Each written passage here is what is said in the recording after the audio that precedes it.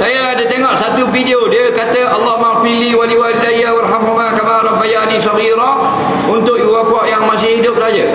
Kalau ibu bapa yang telah meninggal tak boleh, lain macam pula. Ada orang tu dia kata, kalau kita berdoa mak ayah kita hidup lagi, maka kita berdoa begini, Rabbi fili wa liwalidayya warhamhuma kama rabbayani shaghira. Okey, kalau ibu bapa kita telah mati, kita tak boleh baca lagu tu. Kita kena kata Allahumma fillahu warhamhu wa'afihi wa'fu anhu. Jawabnya betul. Mana? Yang kedua itu untuk solat jenazah.